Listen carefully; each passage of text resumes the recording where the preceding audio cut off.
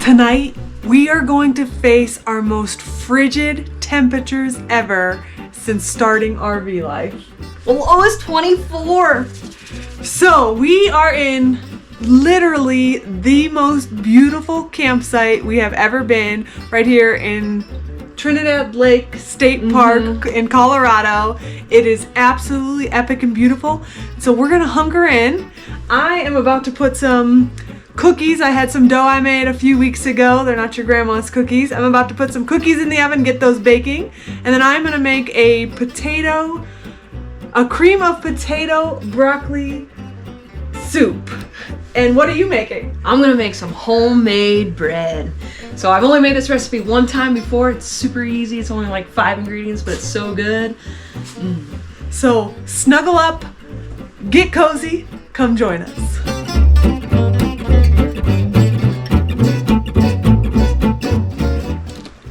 So these are a plain oatmeal cookie, which is my favorite kind of cookie.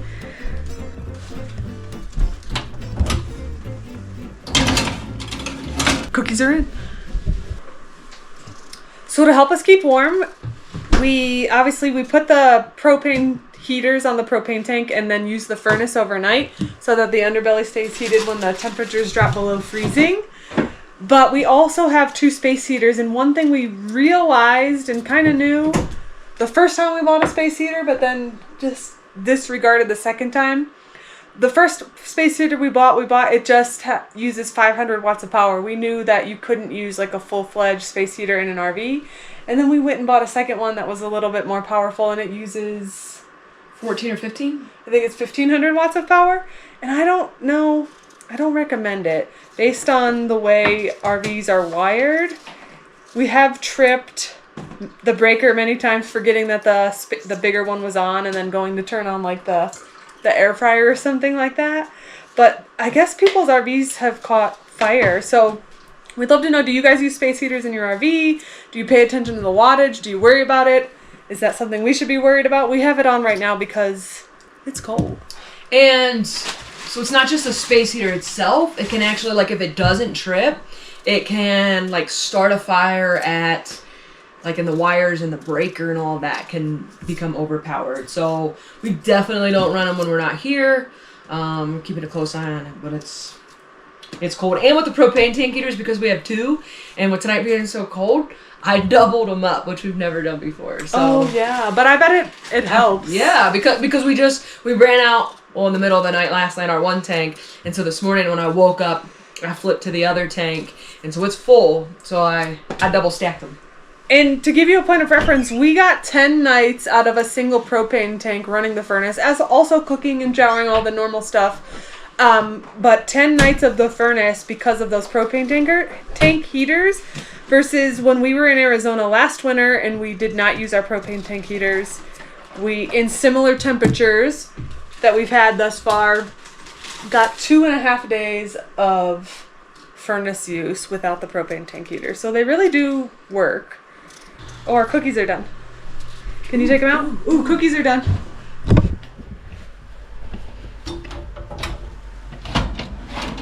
And then they need to sit on that pan for 5 minutes. We'll need to reset the timer for 5 minutes. Ooh, yeah.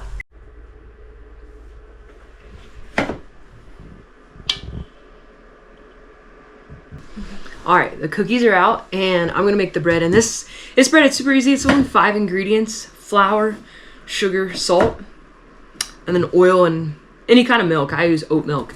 So I love it because it's all the staples that we always have in the cupboard, and it's easy to make, and it's so good. It is. It's a nice, dense bread. Yeah. Oh yeah, let's have a cookie. Go ahead.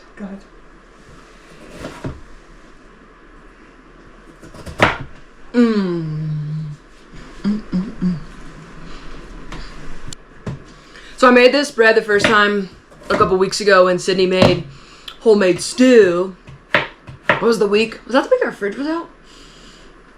It was cold. I remember we were kind of cold and hunkered in then too, and it's like, oh, I used to eat this with bread and butter growing up. And I was like, well, I'll make you some bread. So I found this super easy recipe and made us some bread, and it was good. It was. don't like love to bake, but she likes it when I bake, so.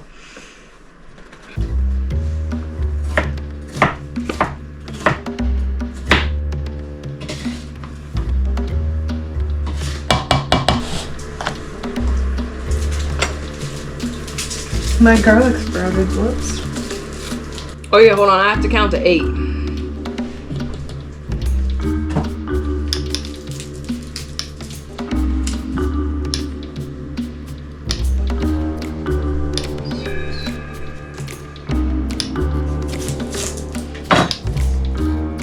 Takes 8 TSPs of TSPs. yeah. Is that the teaspoons of baking powder, which is a lot. Normally stuff only calls for 1, but there's no yeast though. Yeah, it's because there's no. It told me why. So you know how like when you look up a recipe, you gotta read the blog first before you can get to the recipe. It was in their blog of the tips of why, but we liked it so much. I actually bought more baking powder for this summer. I've never in my life bought baking powder when I was not out of baking powder because we probably had this one for a while. Well, let's just say a while. Is it expired? Yeah. It might be expired. Ooh, those onions smell good. Ooh, this is gonna be so good. So I chopped my potatoes into bite-sized pieces. I'm gonna cut up a whole onion, a whole bunch of garlic, celery, and carrots. And that'll be the base for the soup. I'll use frozen broccoli, and I will add that in when all the other veggies are cooked. So it's so easy, it's all in one bowl. You put the 4 dry ingredients in a bowl, mix it up, and make it well in the middle. And then I'll put the oat milk, which you want it to be warm, and the oil in the middle. And then you just mix it all together. And then you put it in a bread pan. And then you got bread. Okay, so all my dry ingredients are here. Got a little well in the middle. We're gonna put our milk in. Whoa. And then we need to add our oil. I need another hand.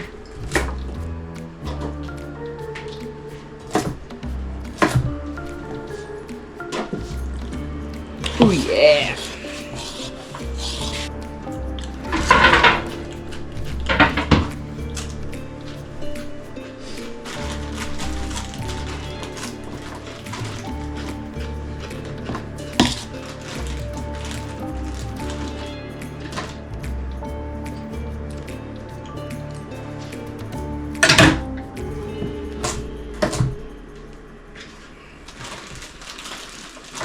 That looks good. Okay, the first 30 minutes, uncovered, and then we'll put foil on it, turn it down, and cook it 20 more minutes.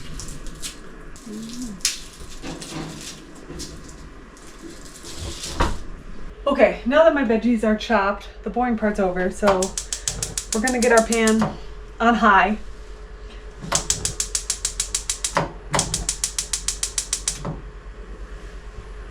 As you can see, this is a giant pot, but I cut up an entire 5-pound bag of potatoes, and so big pot makes it easier to cook.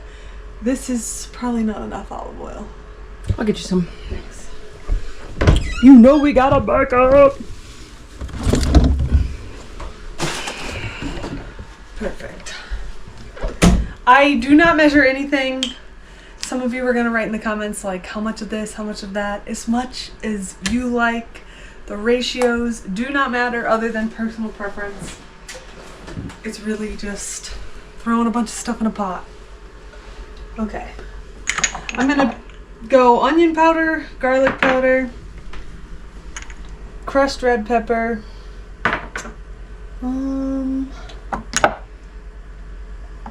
That might be it for this recipe. Garlic, celery, carrots, onions, potatoes. That's what's going in.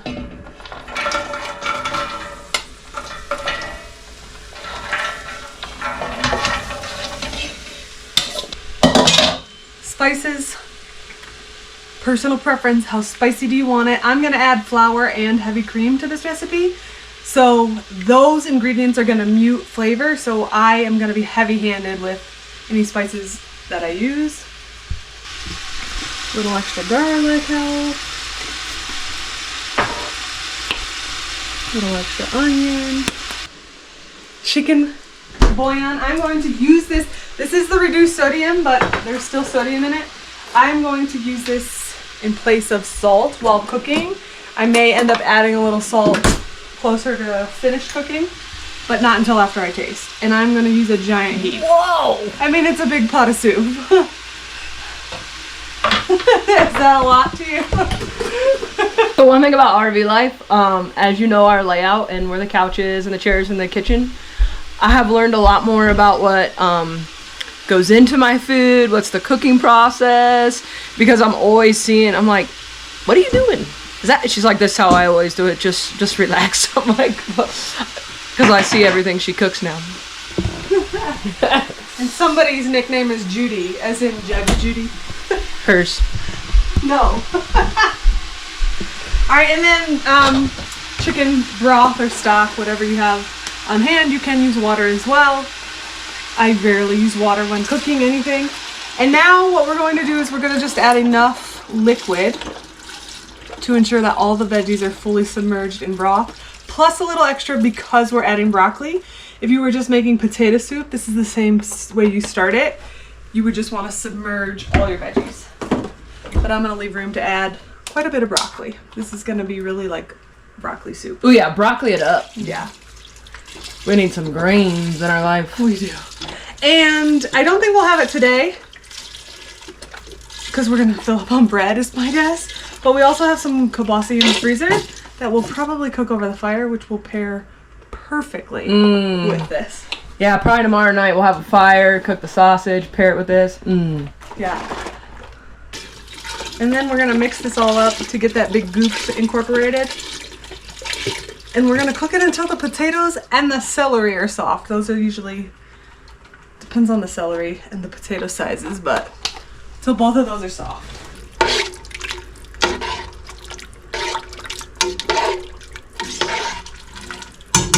Okay, that's it. It's a big pot, so it'll be a while. Yeah. We'll be back like that. Ooh, I can start to smell my bread a little bit.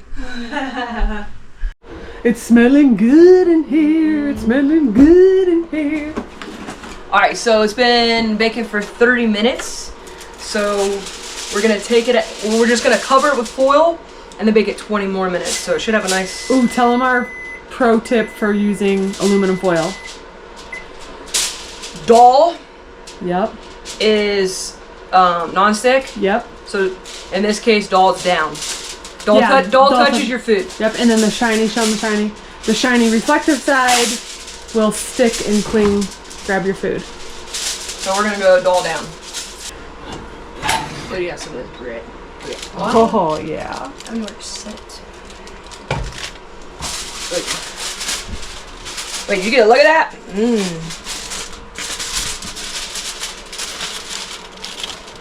Oh, man. Oh, I'm pumped.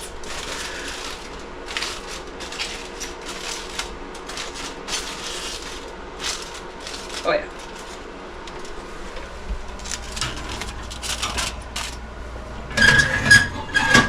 And now we're gonna turn it down to 390, which you gotta guess. It's not digital. You just gotta guess a little bit. And we're going 20 more minutes. Thank you so much, meteorologist Andy. Okay, so veggies are all boiling. It smells delicious. The broth has become nice and rich and combined. Smells good, doesn't it? As soon as these potatoes, probably just need another couple of minutes, are done, we're gonna add in our frozen broccoli, but I think it's bread time. Almost. Even though the bread can't be sliced right away, Mandy's had this out and ready for the last probably 20 minutes or so. She's ready for that first slice. Can't wait. It's gonna be so, I mean, there's nothing beats fresh baked bread. And last time, it was like good on day 2 and 3, but I was like, it was 10 times better on day 1. So I'm like, don't hold back on day 1. Just eat all you want because it was so good. I've seen Mandy eat when she's not holding back, so this is gonna be a spectacle, I have a feeling. And this soup is gonna be so rich. Look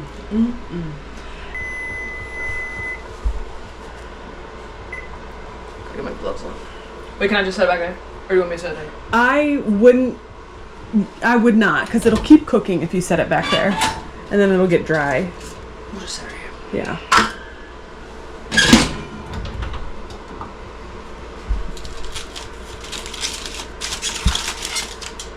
Oh, we had the same reaction. Alright, so I'll let it set for 5 minutes in the pan.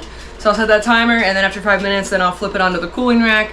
And really, you're supposed to wait 45 minutes till it's really cool. So okay, we'll get as close to that as we can. Okay, and in that 5 minutes, I'm gonna add broccoli and get my roux baking.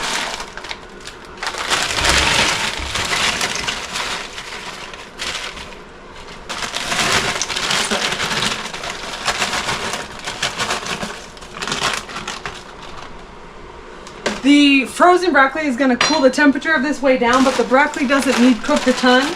So literally all we're going to do is let this get back to a boil or a simmer, and then we'll add we'll do our last step. Oh yeah, load it with broccoli. Is this going to be creamy kind or the brothy kind? Creamy. Okay. So probably the equivalent of 2 bags of frozen broccoli in there.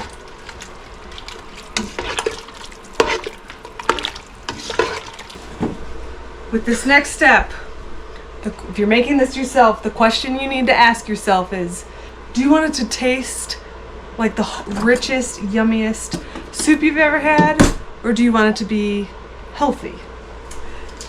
And we're going with delicious soup. So you're going to put the equivalent of a stick of butter, which is a half a cup. Then we're going to make a roux, which is 1-to-1 ratio of fat to flour. So we're going to use also a half a cup of flour. So once this butter melts, we will gradually whisk in our heaping half a cup of flour. And then we will cook that until it is like a golden brown. We basically want to cook the flour taste out of it, at which time we will add our heavy cream. Again, creamy, delicious, unctuous, or healthy. Oh man, that looks so good.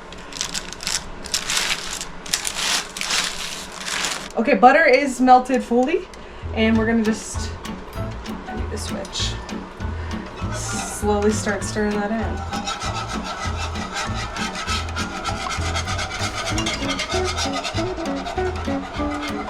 That wasn't slow. You can skip this part. I have skipped this part. You can skip the cream. You can skip one or the other. You can skip both. You will still have a very, very delicious soup. But when it's going to be 20 out, you know, you want the fat.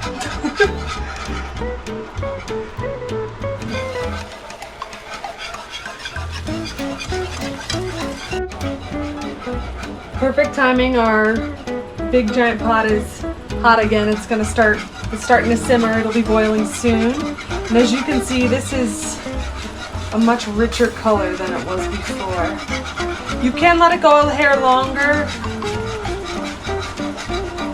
But here we go. I'm gonna start adding my cream.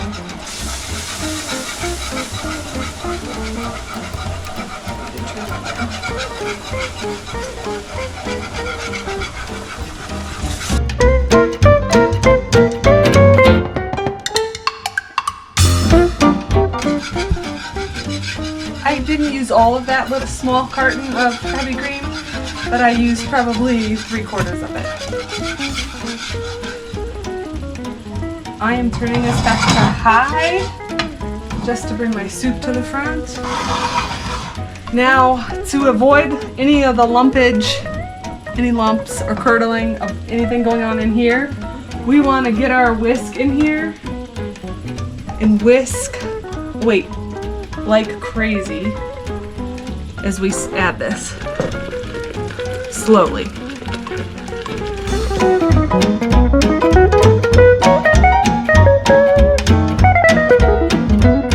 Whew! It's hot over here. You look hot. I am. I'm sweaty.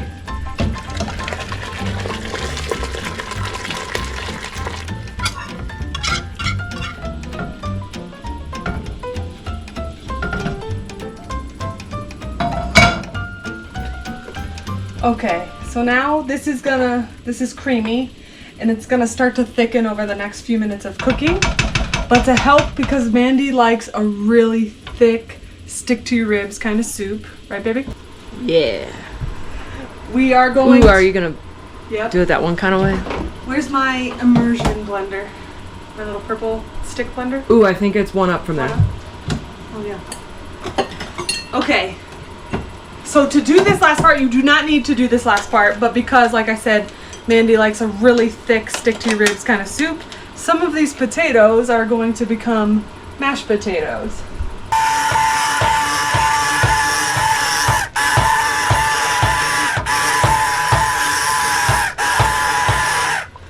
And you don't want to get carried away, or else you'll end up with a giant vat of mashed potatoes. But I'm gonna give this one last stir. Oh yeah, come check it out. We're gonna let that simmer for not very much longer, another 3 to 5 minutes. And then after that simmers another just a couple minutes, we're gonna let it set. It is officially ready to eat, but with all soups and stews, the longer it sits, the better it gets. This will actually be its most delicious tomorrow and on. But we'll be having our first bowl as soon as it's not singe your mouth hot. With some of this bread. Yeah. It is finally time to cut the bread. Ooh, she's still warm. It's a crummy kind of bread. Oh yeah. Oh yeah. I feel so happy. Oh yeah. All right, you want the end, right? Yeah. I like a middle. Okay, here, take this. I'm gonna scoop us out some soup. So you could have added cheese, like right after I blended it, you could have folded in some cheese, like cheddar cheese if you wanted it, like, you know, broccoli cheddar. I like cold cheese better, so we're gonna put our cheese on. I have some fresh, super sharp cheddar in there to service. We're gonna put it on as we eat. All right. It's hot. Just like you, baby. You're sweet. Oh, that bread. Yeah, I want to dip it. It's gonna pair so good with your amazing soup. Okay, this is so hot. I'm not gonna put my cheese on until I'm ready to eat it. I might have to wait a couple minutes. All right, we can do that. But let me taste this bread. Oh, Good stuff. I need a little salt. I never salted it, but we can salt it if we want. Okay.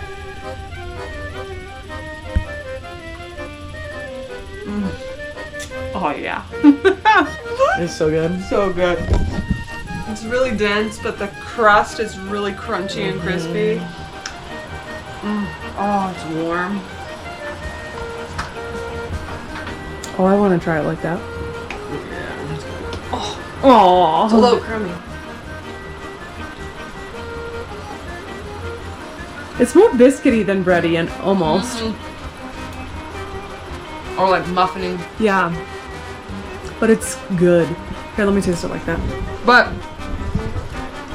to be able to make bread with 6 ingredients that you have in your like staples, And no yeast, and it's so, I mean, it's fast. You saw how fast it was. It was like less than 20 minutes. Good stuff. Yeah.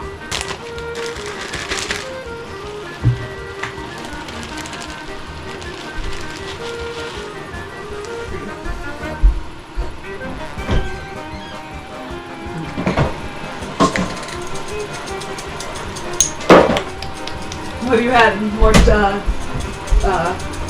red pepper? Yeah, it does go slow. But be careful, that one goes fast.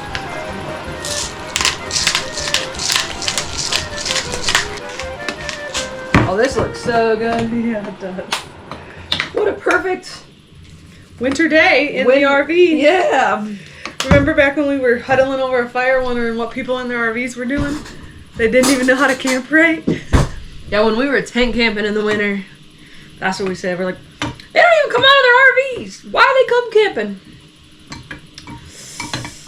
I now get it. Did you burn your tongue?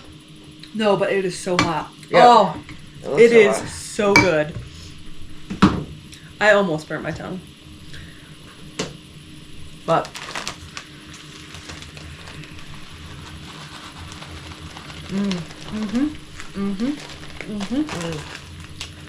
So good. You want a bite, baby?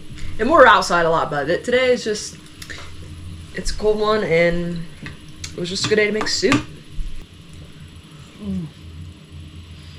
Oh, I know. babe, you make good soup. You make good bread. I like the texture. I know. The creamy. I like the cream kind. Ooh, that red pepper's got a kick. Ooh, it's so put hot. so much in. I like it like that. And it already had a little. A little. I put as much in my bowl of crushed red pepper as she put in a pot of soup. Literally. It's all what you like. I mean, it's good. I do not like heartburn. Sometimes I do. Seems like it. Oh. We nailed it. It will be good when we have the smoked sausages tomorrow. Or a little bacon would have been good, but I didn't want to do both. Yeah, we're gonna have the kielbasa sausage over the fire, and then have soup outside and sit by fire. I can't wait to have fire. You guys want to come? Yeah, come hang out with us. All right. We'll see you there. But what's cooking up for you next week? Join us as we face a 17-degree night in the RV. Will we stay warm or wake up shivering? We're spilling all our tips on surviving the cold, maximizing propane efficiency, and sharing everything we learned from this chilly adventure. Don't miss out. Subscribe, like, and stay tuned for an episode that promises warmth, wisdom, and a crackle of a campfire.